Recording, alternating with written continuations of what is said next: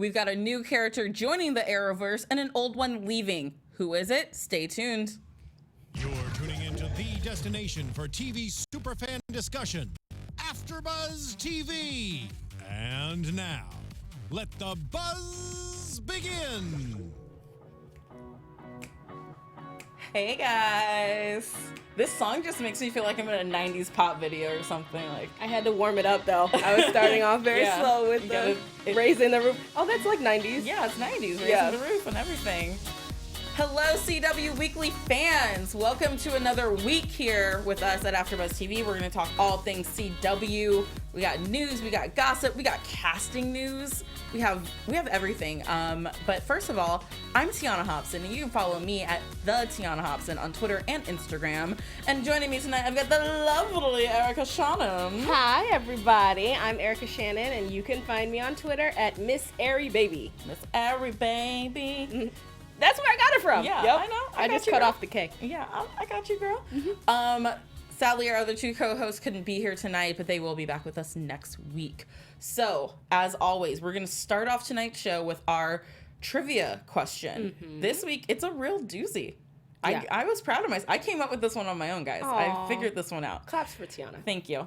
Actually, I read a BuzzFeed article about it. Anyways, not the point. Which Riverdale star has not made an appearance on Law & Order or any of its spin-offs, meaning SVU, LA, whatever they have. Trial by Jury or something was like a 2 episodes. Yes, exactly. Which Riverdale star has not made an appearance? Is it A, Lily Reinhart, B, Skeet Ulrich, C, Marisol Nichols, or D, Madeline Petsch? Guys, who is it? Let us know. If you guys are watching us live, head on over to YouTube. We have our chat open, and you guys can make your guesses in there. And we will reveal the winner at the end of the episode tonight. Mm-hmm. And I'm thinking not a lot of people are going to get this one. I mean, because that's a lot of Law & Order to go through. Yeah, it's a lot. It's a lot of Law & Order. And then also, we have our ship poll. Ship poll. Ship poll. It does sound like you're saying, okay, I get it. Boop, boop. Tonight we are battling a Vampire Diaries ships. We're gonna see who you guys love the most. We're putting these ships against each other. We've got Stellina, Delina, Bayman, or Steroline. Ooh. All of which are great picks because, well, except for Steroline because Caroline should be with Klaus. It's Clareline forever. I was wondering what your opinion on that was. It's Clareline forever, but that doesn't matter because you guys get to decide. So we have the poll up on our Twitter feed right now, AfterBuzz TV. You, Erica and I have both retweeted it as well. Right now, go ahead and say it. Right now, Steroline is winning, but there's still time. There's still time, and Delana is in second place, and my heart goes with Delana all the way. Okay, so you might win in some form. I might win in some. Actually, I don't think anybody's catching up to Steroline. To be honest, has really taken quite a lead here. Yeah, which I guess again, I said it one of the first episodes. She deserves. A win. Klaus. That would be a win. That would be a win. That we'll see later this or next year. Yeah, we know that in the originals there is some hope because she is going to be on the originals, and that's where Klaus is. So. You never know. So let's get into some casting news. Casting news. So kick us off? In the Arrowverse, we have someone new coming in. His name is Kirk Acevedo, and he is going to be a season-long recurring as Ricardo Diaz, who is based on the Richard Dragon character. Yeah. And Richard Dragon, or Ricardo Diaz, is a hardened ex-con recently released from prison for crimes he didn't commit, and he's bent on taking over Star City's criminal underworld. So he's going to be the new bad. The new bad. And this is like the third villain that we know about that's coming in for this season of Arrow. Of Arrow? Yeah, they've announced a couple others. I mean, like we have Michael Emerson, who started already, and then, there's one other person who I can't remember off the top of my head who they announced also would be like a villain. So Arrow, I mean, I like that they're switching it up. My question is just like, every time we think we rid this city of crime, there's a new crime lord who's like, I'm the leader of the crimes here in Star City. Especially because they get out of jail just in time to try to become the new leader of the underworld. Yeah. But I'm going to go a little off Arrow for a second. Okay. Kirk was on this show that I watched called Kingdom, and the character that he played, in my opinion, had no point. It was the last season, and he was new. So when I see him, I'm just like, ugh. But I have to remember to separate the actor from the character. So And it'll be interesting to see him. It will be interesting. And according to IMDb, his first episode should be airing next week on November 16th. So you don't have to wait long to see if you're going to like him or not, Erica. Okay. And we know that he's a master in hand-to-hand combat, you know, so maybe they'll get some fighting going between him and Diggle, since probably. he's the new Arrow.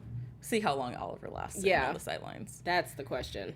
And speaking of the Arrowverse, we are also saying goodbye to a character because Wentworth Miller announced last week that he is saying goodbye to Captain Cold. Now, it was announced earlier in the year that he was coming back to reprise his role, especially for the crossover and stuff. But then last week he tweeted out and he said he's currently shooting some of his final episodes as Captain Cold / Leonard Snart on the CW's Legends of Tomorrow and The Flash. Grateful now and in advance to a pair of talented casts and hardworking crews. Thank you. So he goes on to say, I've had a tremendous time playing this character. It's been an opportunity, an education, and an effing blast. With love and respect, Whitmer Miller.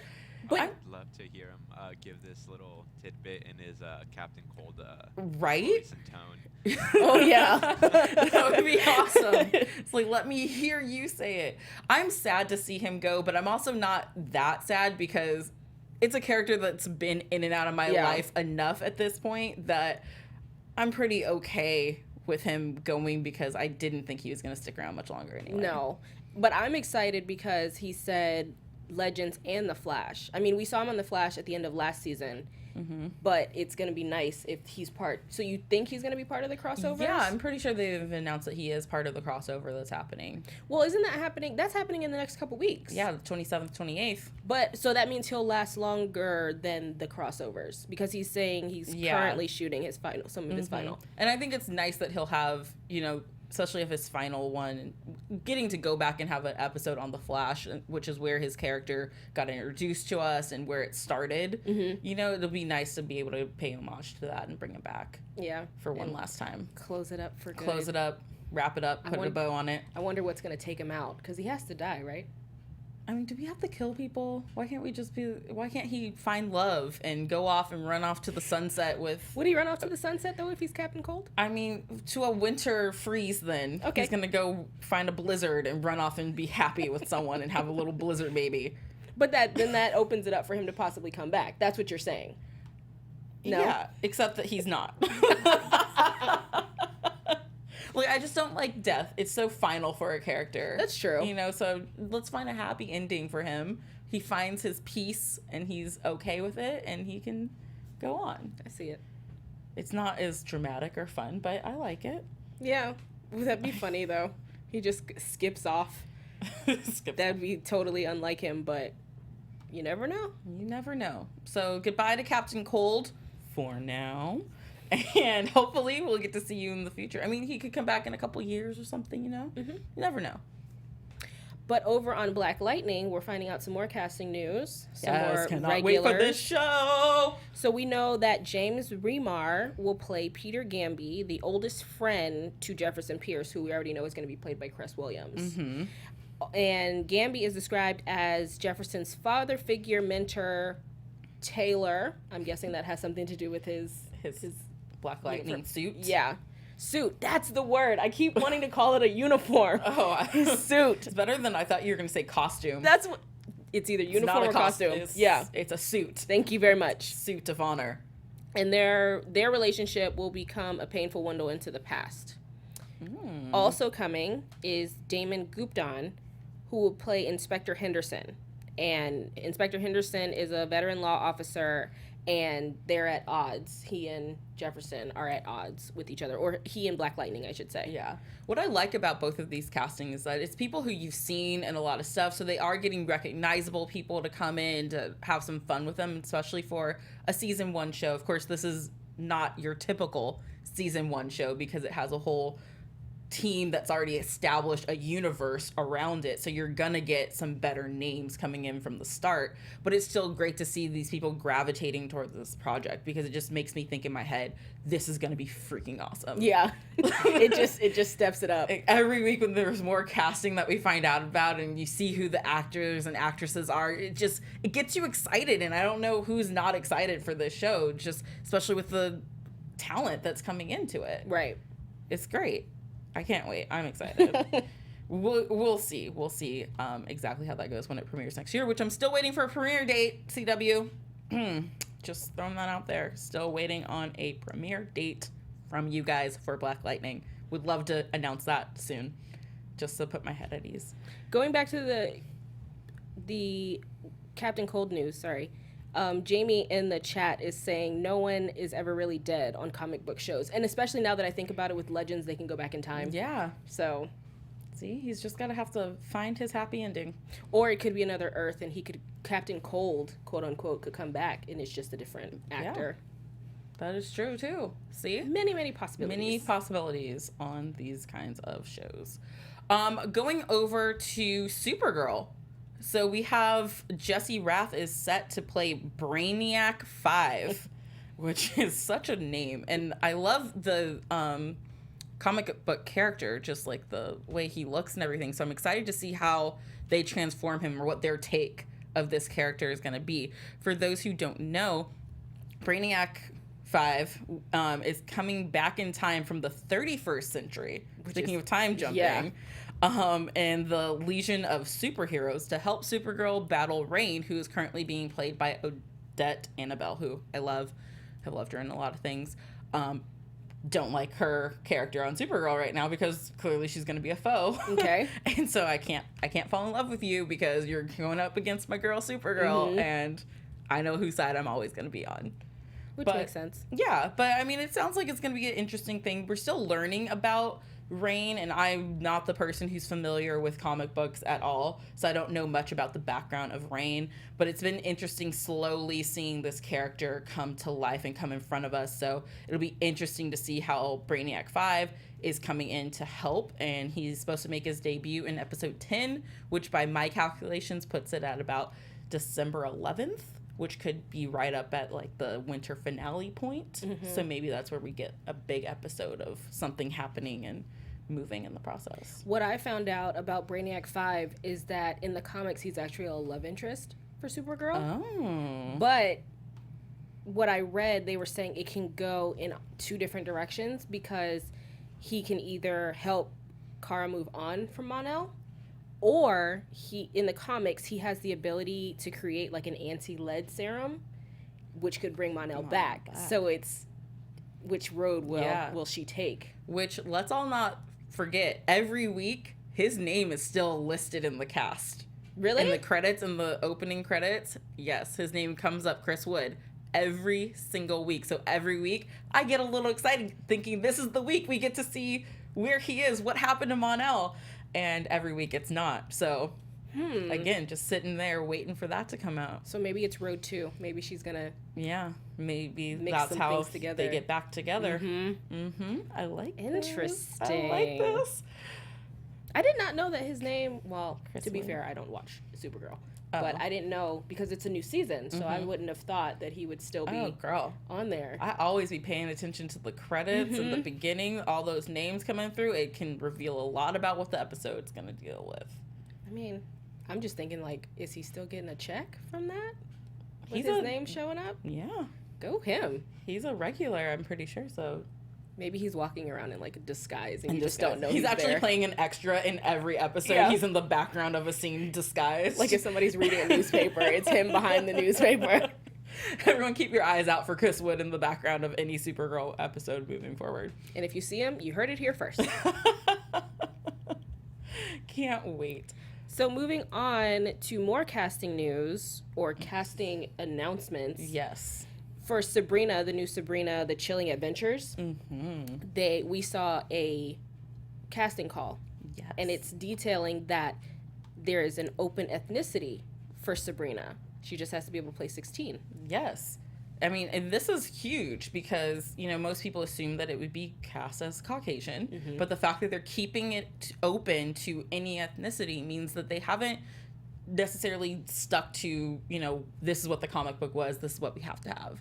So it opens a lot of doors. There's a couple articles online where you can actually find people's audition tapes for it. I didn't want to, you know, put those people on blast because, you know, it's supposed to be a private thing. It's not supposed to be blasted all over the internet. But if you search, you can see. And so far, I mean, there's an Asian girl who's auditioned and an African-American girl who's auditioned. And they both have really good tapes and stuff. And so, and there have been other leaks of, you know, other well-known actresses and stuff who have gone in for the role as well. But, I mean, the casting notice, all it says is that female open ethnicity to play 16 and that she's half human, half witch, and that just means there's open possibilities, and it's at least they're starting the casting process because we know that she has to make some sort of an appearance on Riverdale before they start this show. So and I think that's going to be soon. They keep saying it's going to be soon, but I don't know what soon means. Soon could mean 6 months. I'm thinking like first out of the new year. Okay. That could be cool. I wonder, it would be funny if they pulled like a Rodgers and Hammerstein Cinderella. Where it's like Sabrina's black, but whoever her family is like she's adopted or something. That would be funny. Yeah. Not funny, but it would be fun. Yeah. To see. Just to see, casting, you know, that mixture. A mixture of ethnicities and what a modern day family looks like. Because let's be real, that's how a lot of the world looks now.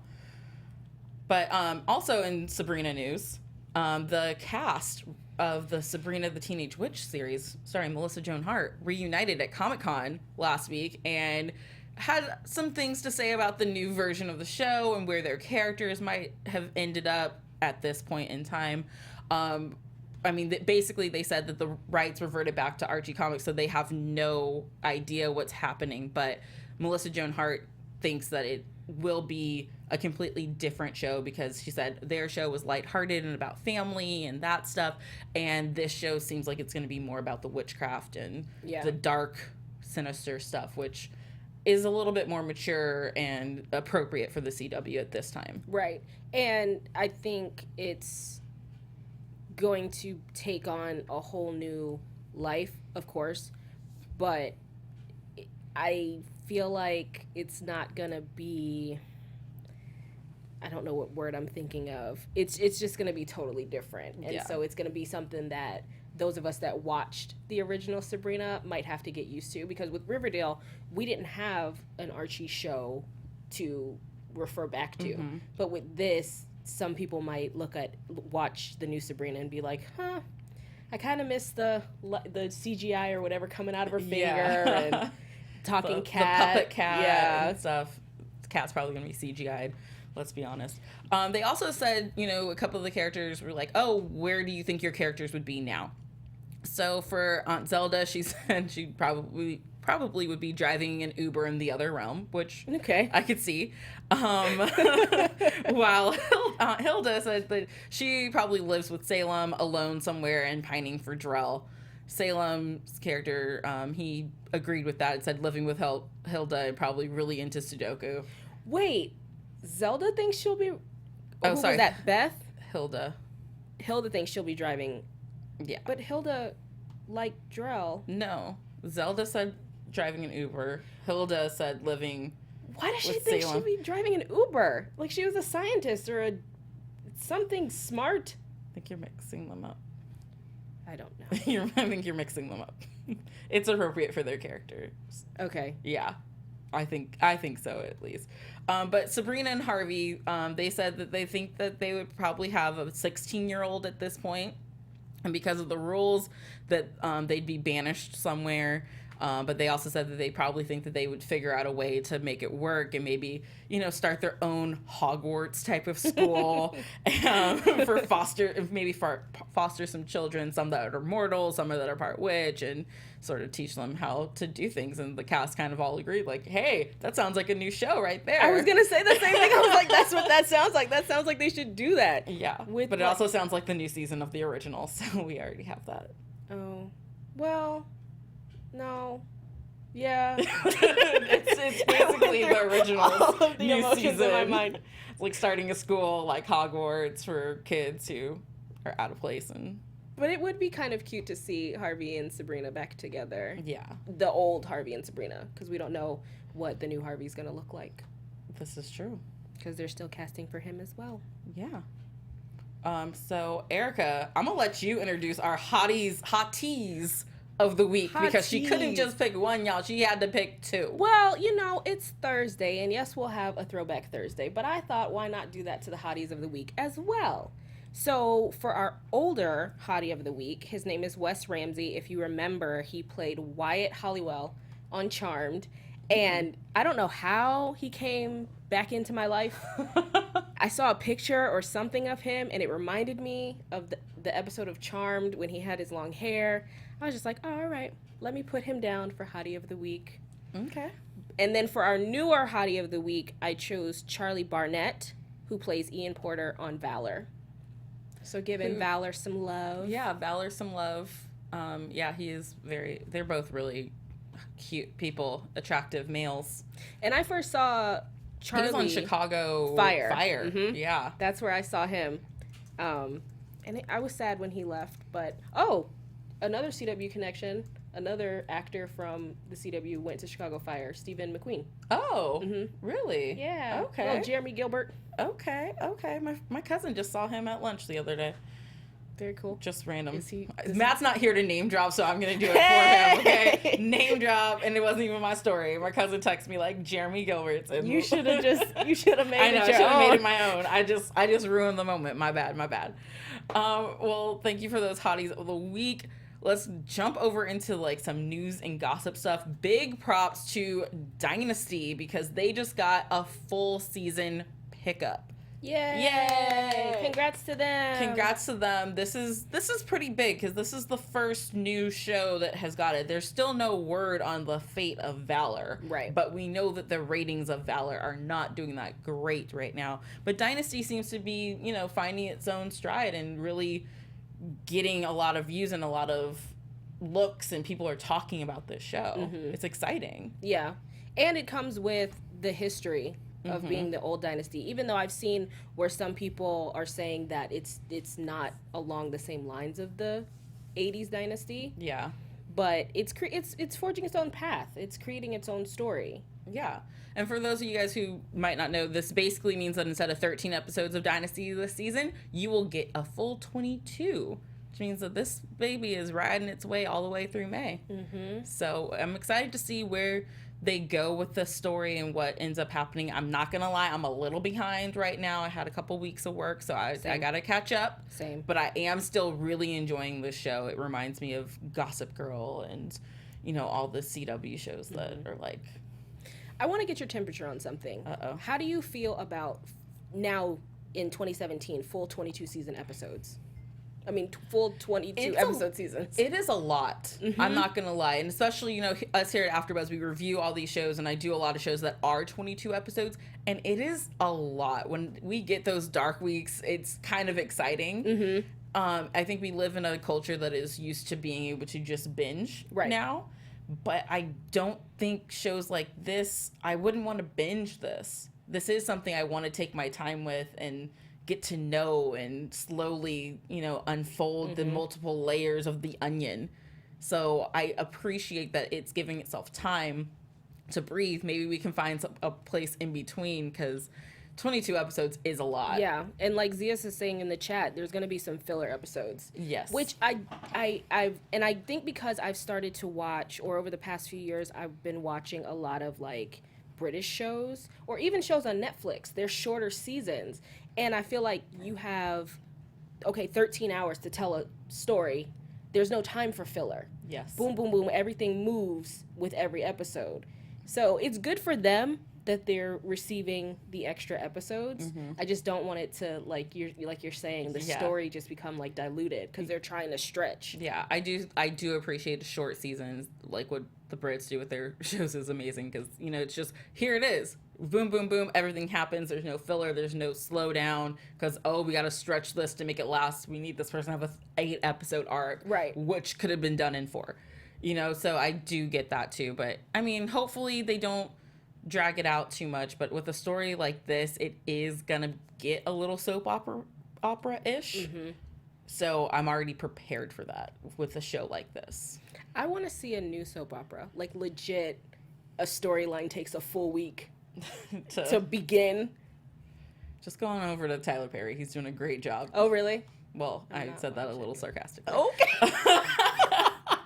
No shade, Tiana. No shade, no tea. My bad. This next story is a little bit sad. Yeah.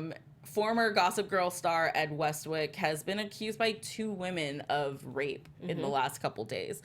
He denies the claim, said it was not him, that's not what happened. But these girls, their stories, they are hard to read about. I suggest you guys go online and read it because, I mean, it's heart-wrenching what these women are going through because there's a lot coming out in Hollywood right now about sexual assault and sexual harassment and just all these men who are using their positions of power to take advantage of women. And this is, I mean, this is another story, and there's now 2 women who are saying it. Their stories are very similar in nature, although they happen at different times, and it's just really sad, you know?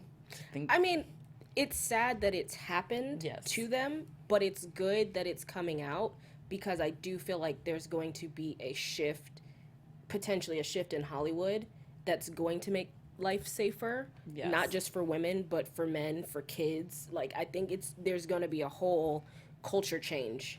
That's going to, we have to go through this to get to that point, though. This is the purge.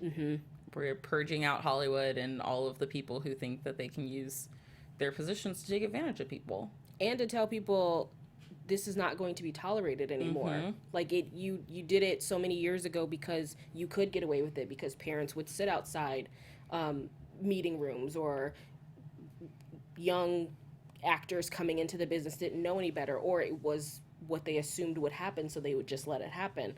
Now it's going to be like, no, people are going to start stepping up and standing up for themselves. Yeah, which is great, and I'm so happy that these women are coming forward and sharing their experiences, and to go further with that, you know, one of the women, her story was about her boyfriend at the time, who's a producer, who took her over to Ed's apartment, and she didn't name the producer, but she named Ed.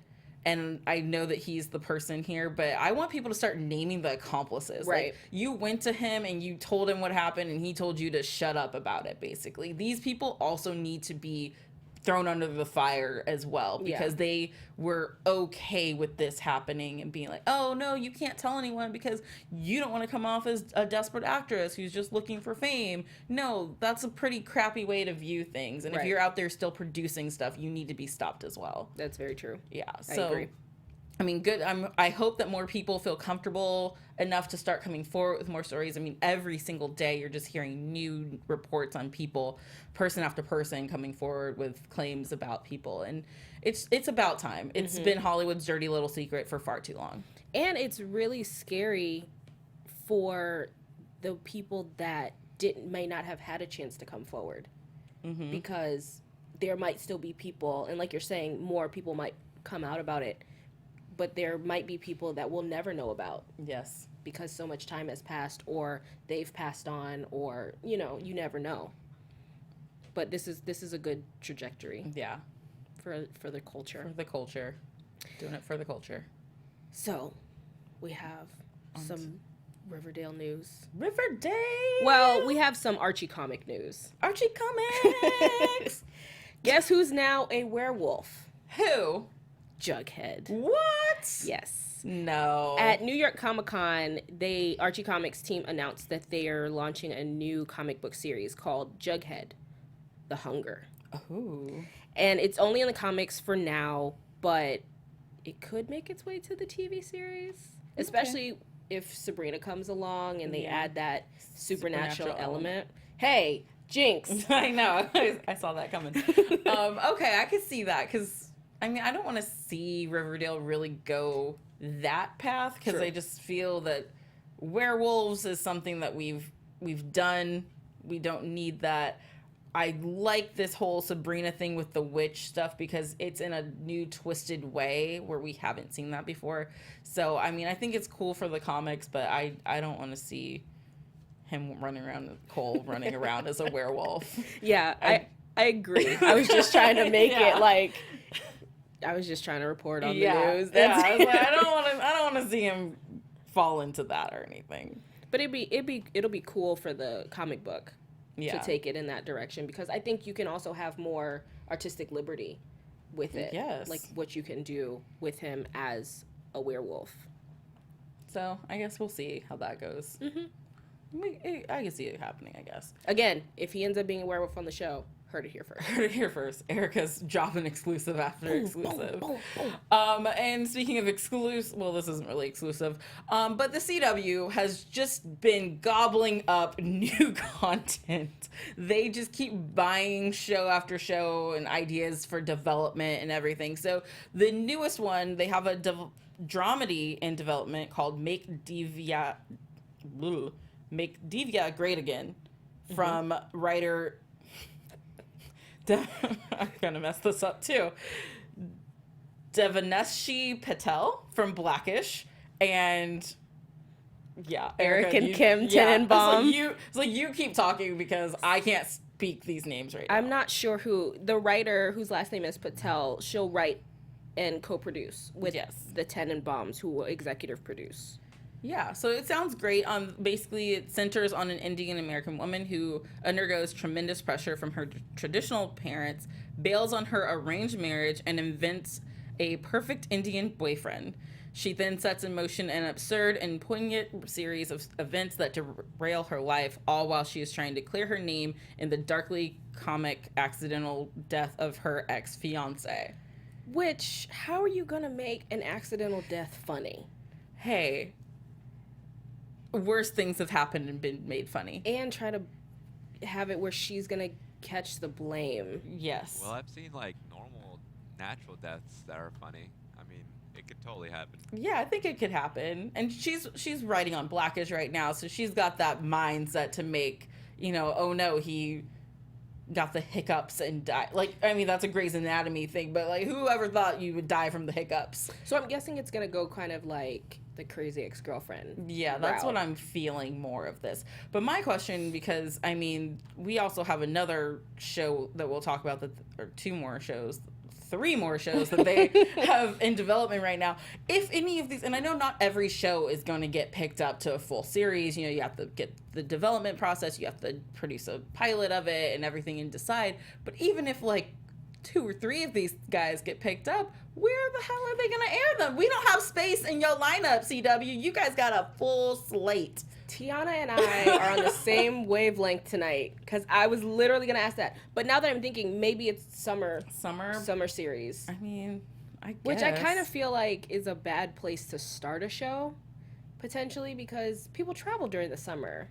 It's hard for summer series to get a lot of traction, but it's not as hard as it used to be, because they used to not air anything, and now there are so many shows that air during the summertime because people just need content and stuff. So it could actually work out. It's just one of those things of, I don't like summer series as much because I have to wait a whole year for summer to come back for me to see it again. Oh, well, now that I think, there are quite a few shows that air over the summer that I watch. Yeah, Suits. That's our show.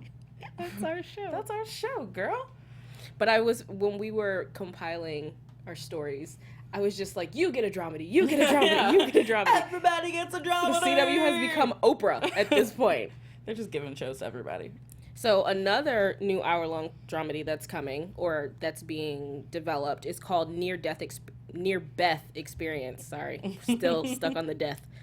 It follows a cynical young stand-up comedian who survives a near-death experience and begins to hear the prayers of people that she's in close proximity to, which kind of feels like, what was that show, Joan of Arcadia? Yeah, I'm kind of getting those vibes from that, but I think it's gonna be funny because she's like all about self, and so she's gonna have to start helping others, so it's gonna make her a better person. Yeah. I think what I'm most excited about with this is that it's coming from the people who did Revenge, and Revenge was one of my favorite shows on television while it was airing. So I'm just excited to see how they put their unique spin on things. Mm-hmm. You know, so I mean, I'm down for it. Yeah, they'll be fun to see how and determine what we feel about them. Okay.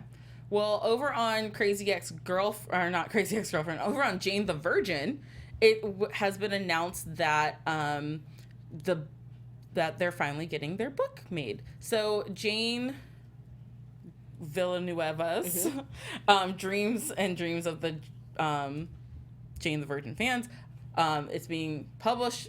I'm sorry, I'm messing this whole thing up. Rewind. Here we go.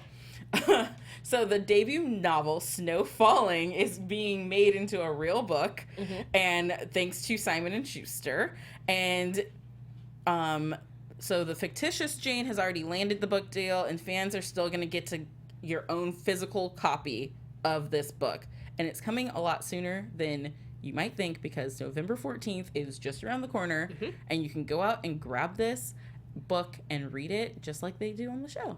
Check out that cover. I mean, that is some classic novel art right there. What is that style of book? I mean, what is that genre of novel? I can't remember. Like all the love novels or like those that. Romance novels. Yeah, romance novels all have the man with his shirt ripped off and chiseled chest. Usually they have longer hair though. They do. They have like that long locks. But I mean, I like this one. It's clean. He kind of looks like Edward from Twilight.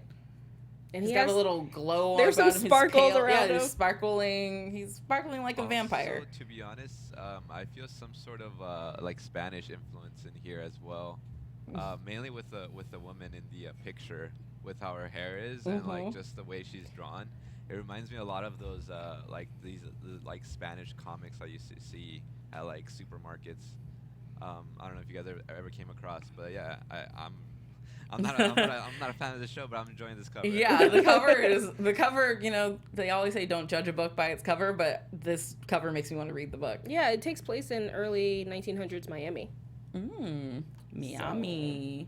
So, you never know. But if somebody reads it, let us know how it is. Yeah. I mean, I might pick it up. I like reading. Yeah. I have the holidays coming up, so get back into the book. Oh, ZS in the chat is saying that buy it for his girlfriend. Oh, so, okay. That's fun. You want to talk about this last show that's coming? Yeah. It's called It's the End of the World as We Know It, which just makes me think of Malcolm in the Middle. End of the world as we know it. That was the theme song for that, right? I believe. Sure, yeah. So it's from the Powerless showrunners, Justin Halpern and Patrick Shoemaker. And Veronica Mars is Rob Thomas. Also, side note about Veronica Mars, I was sad to hear that there was a death for one of the cast members. So rest in peace to him. This show is based on a 2012 Alloy book by Eva Marie Palmer. And it's about basically these futuristic bounty hunters. So a prison spaceship is carrying the universe's most deadly aliens, and it crashes in Southern California. So watch out if you live out here, guys. And 2 millennial women who I believe they said work in a pizza shop are recruited by a space cop to hunt down the escaped criminals. So that's kind of, it's taken it into the sci-fi world. We've had a lot of supernatural. We've had superhero. Now we're going into space. Which could be cool. Is this reminding anyone else of, or giving off a Doctor Who-y kind of vibe? Not familiar. Yes, from what I know about Doctor Who.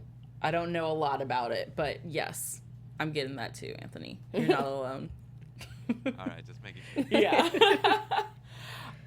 So I'm gonna toss it to our throwback. Okay. Now I want you guys to toss it to the throwback. You're gonna throw. Okay, I'm gonna throw it back right now. I'm gonna throw it way back, guys. Like, who remembers this show? It was called Young Americans.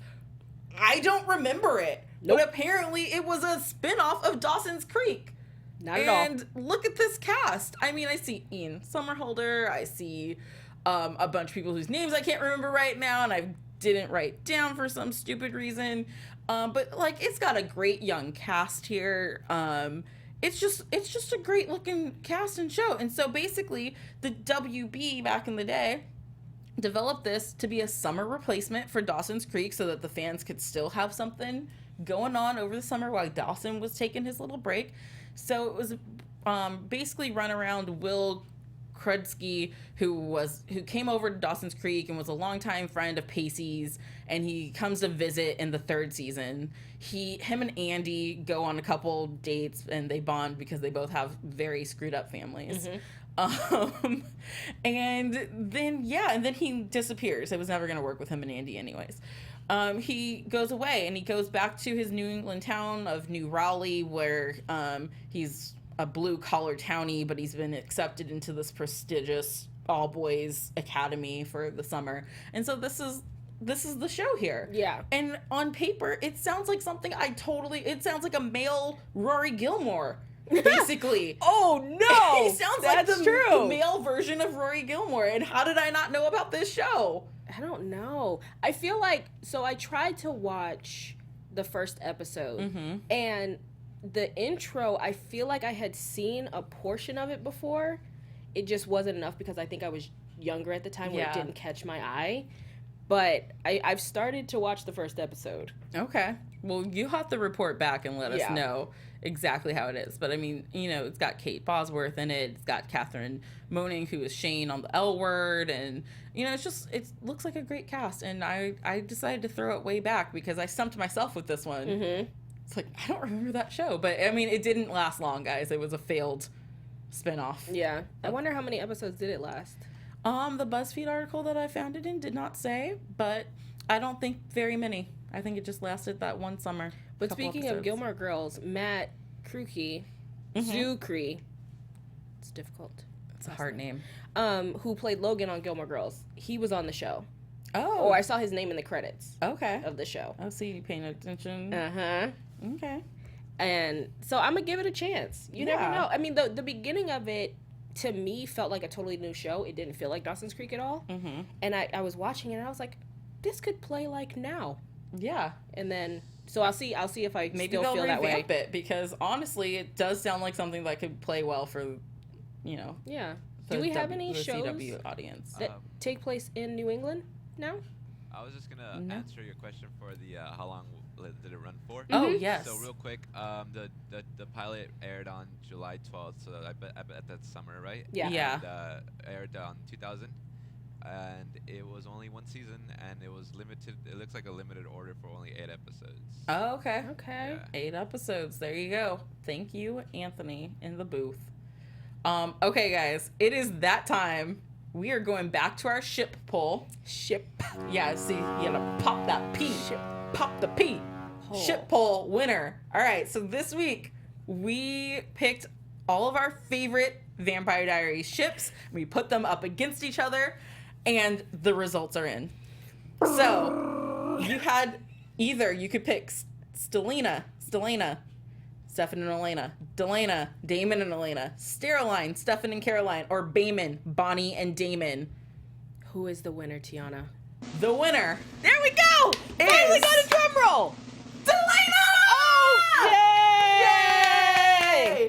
Woo! With 61% of the vote, Delana gets the win. Steroline, you guys were in it for the longest time, but I think my plea at the beginning of the show helped out my ship. I think it definitely did. They ended up with 23% of the vote. Bayman came in third with 9%, which I love Bayman, but I love them more as friends, not lovers. And they weren't an actual couple. Well, so there I feel was people who felt like when they were stuck in the 90s together, that there was a lot of chemistry there, and they didn't want them apart. I like them as best friends. I like them as best friends. They're really great as best friends. And then Stelena got 7% because Stefan and Elena was just lame as hell. Let's be honest. They were the beginning. They were the beginning, and I was totally with them at the beginning. And then I matured and realized, hey, these two don't belong together. They've clearly grown apart, which happens. But really, to be honest, Stefan and Damon don't belong with any of them. I mean, because there's like 150-year difference. Yeah, I mean, there's that part too. They're old men. They're old men. But love is love. Love is love. And I'm just happy that you guys loved me enough to pick Delana, because that is just, everything. Tiana, you're taking all the credit for that. I'm not taking the credit. I'm just saying like that's who I voted for in the poll. So I'm happy to see that it won. Who did you vote for? I'm not saying. Oh, her ship lost. Yeah. She was a Stereoline fan. No, I was gonna choose Bayman, but again, I didn't want that. Yeah. I want them to be best friends, brother and sister. Fight to the death. Fight to the death. Yeah. All right. Well, let's wrap things up and give you guys the answer to our trivia question. I don't think I saw anyone in the chat room get it right from what I've been able to see. So just a refresher, which Riverdale star has not made an appearance on Law and Order or any of its spinoffs? The options were Lily Reinhart, who plays Betty Cooper, Skeet Ulrich, who is F.P. Jones, Marisol Nichols, who is Hermione Lodge, or Madeline Pesch, who is Cheryl Blossom. This is a hard one. Mm-hmm. And so the Riverdale star who has not been on any Law and Order is... There we go! Madeline Pesch, Cheryl Blossom. Wow. Yes. Isn't that fun? Crazy. So some of the other cast members who have been on Law and Order are Casey Cott, Luke Perry, and Madchen Amick. Mm-hmm. So there you go, guys. Which now I feel like I'm definitely more of an SVU fan, but now I want to go and find their specific episodes. Yes, I will try and find the link because it just listed everyone who had been on it and which episode they were on and all the details. So I'll find that and I'll send it to you. I'll also tweet it out for you guys at home who are wondering about it. And I think that pretty much wraps up our show tonight. Thank you guys at home for watching, for listening, to chatting with us in the chat room. If you guys have a moment, please give us that thumbs up, like us, subscribe, give us 5 stars, leave us a comment, let us know what you guys like, what you guys think about the episodes, how you feel about everything that we talked about tonight. And make sure you guys tweet us because we want to keep the conversation going. So please, please, please tweet us. Where can the people find you? You can find me on the Twitter at Miss Airy Baby. Okay. Yeah. You have to say at Miss Airy Baby. No, I don't want to ruin people's ears. I mean, I'm ruining their ears. I'm trying to be nice. Oh, sorry for ruining your ears. Anyways, you can find me at the Tiona Hobson on Twitter and Instagram. Make sure you guys check out Afterbuzz TV at Afterbuzz TV all across all social media platforms. And please check out some of our other shows that we do for you guys. We're here every week giving you tons and tons of content for free. So make sure you guys check it out. And we will be back next week with more CW Weekly. See you next week. From executive producers Maria Menounos, Kevin Undergaro, Phil Svitek, and the entire AfterBuzz TV staff, we would like to thank you for listening to the AfterBuzz TV network. To watch or listen to other after shows and post comments or questions, be sure to visit AfterBuzzTV.com.